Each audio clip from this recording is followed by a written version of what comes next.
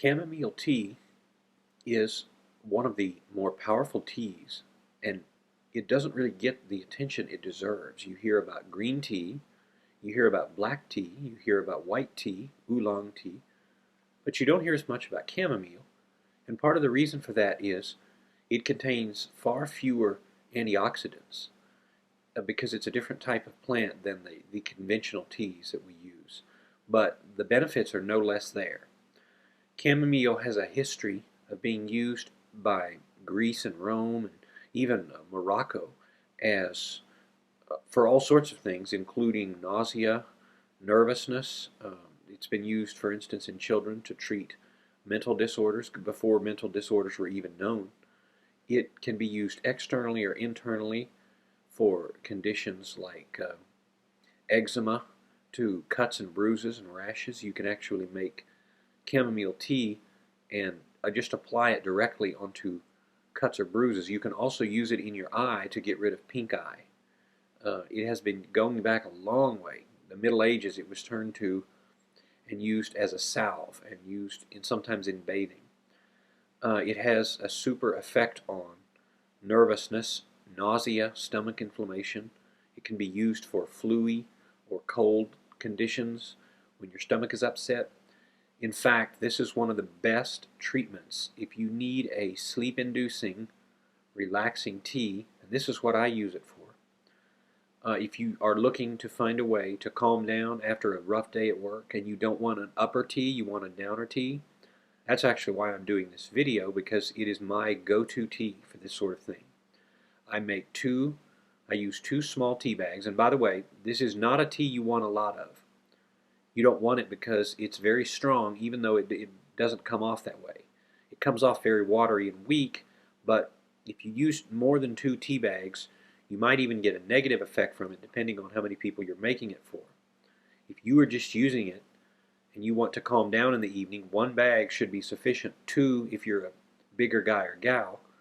You don't want to do more than 3 because it can actually induce vomiting if you're drinking it, if you drink too much. But if you want to just drink 2, I add mine 2 tea bags with 2 dandelion tea. And combined, that's an even more powerful, more potent formula. Here's what it does. It's considered a Chinese, or equivalent to the Chinese ginseng. It relaxes blood vessels, it relaxes muscles, and it relaxes the nervous system. Even people with fibromyalgia report some positive experiences with this type of tea. So it has no caffeine, so when you take it, it's actually going to have an effect on your nervous system that is going to reduce your synapse firing. So it is no joke. The stronger you make your chamomile tea, you will find that it is an excellent way to fall asleep. But it's not going to feel like a drug. It's not going to feel like you've just gotten loaded on something, but it's going to feel very sedating. So if you want to go to the store, if you are one of those who suffer from insomnia, you can go to the store and get a melatonin, those over-the-counter melatonin tablets, and pop one of those with 2 good chamomile tea bags in your cup of tea. And of course, this is a type of tea that's better stronger brewed in a smaller quantity. As I noted, you're not going to use it with your other teas. And it's going to be very effective. But the strength of it comes from bisabolol, if I'm pronouncing that right, which is an oxides A and B, and there's another chemical, matricine, which is really strong. And what these do is they're very strong oils that work in the plant to reduce inflammation. And so it has been used to treat sleep problems going back a long, long way, fevers, colds, stomach ailments, and a topical, as mentioned, a topical anti-inflammatory. It is antibacterial, antifungal, and antispasmodic. So people with muscle cramps. Now here's something I'm going to testify from personal experience with this tea. If you use it and you're a person who's prone to leg cramps, which happens to be one of my own big considerations, at some point I'm going to do a separate video on dealing with calf cramps like charley horses. This is very effective because as soon as you drink it, it goes to work calming your muscles. It also calms your stomach lining. So if you are beginning fasting or in the middle of fasting and you're having a hard time, you can get a lot of benefit out of a nice end-of-day tea. It can be used for rheumatic problems and rashes. Even it has been used in going back to the 17 and 1500s for hemorrhoids, as an applicant for hemorrhoids, those who had a lot of problems. It's been used to rubbed on the gums of teething children to fight away pain. It is an excellent antihistamine. If you have a cold, you can just sip it. Make it extra strong and sip it. It relieves morning sickness during pregnancy. A lot of women report it. One big note here, though. You really should not take it with pregnancy because it is an abortion-inducing thing. And if you're early in your first trimester, it can, in some cases, induce abortion. So you want to be very mindful. Probably wait till you're much later in your pregnancy to use it. You also don't want to take it if you take blood thinners because it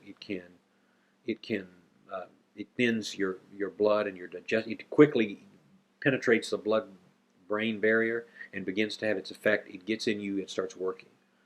So just bear those things in mind. But it does reduce bowel inflammation, and without acting as a purgative, it can restart your bowels if you're slow, if you're sluggish, and you don't have regularity. I could go on and on. Here's what I use this for. I use this when I need a downer, but I don't want water, and I am during a fast. I will take this. I will make 2 chamomile tea bags, 2 dandelion tea bags, and if I have one available, a cactus with aloe tea bag. But you don't have to do those others. You can do straight chamomile, and it's very good. Sometimes if I'm out of one, I'll just use one. But just like with dandelion tea, the strength of chamomile is that it is a soother. You will quickly respond to it. You do not have to wait for it to work or to build up. And it will be probably one of your better routines, especially when you do it when you really need it. You don't just do it all the time. But it works powerfully, and you can count on it to have even more of a mental effect as you come to expect it to work. So get you a nice, rich cup of chamomile tea at the end of the day when you don't want an upper. If you are a person who is stuck on caffeine a lot and you're always having coffees and middle of the day teas, you need to be careful because if you're like me in particular, I can't do that because caffeine messes with my heart. It messes with my energy levels too much, and I'm bouncing off the walls with just 1 cup of coffee. So the idea of having 2 or 3 throughout a day is too much. So if you're like me, you don't need to go that route. Use something like chamomile and dandelion, particularly chamomile. This is the best tea. I think it's one of the best tasting. And I don't even have to sweeten it, but if I do sweeten it, which I sometimes do, then it becomes really strong. I can just put Splenda in it, in my teacup, and I feel great. It lines up. You start producing the good vibe, but you're not high. It doesn't make you high. It makes you relaxed. It puts you in a state of peace. There is a reason these beverages are used. So don't hold off. Go and get you some chamomile. And what it lacks in antioxidants compared with the other teas, it makes up for in its medicinal properties. This is a powerful tea. Make chamomile tea one of your downer teas because it serves that purpose and much.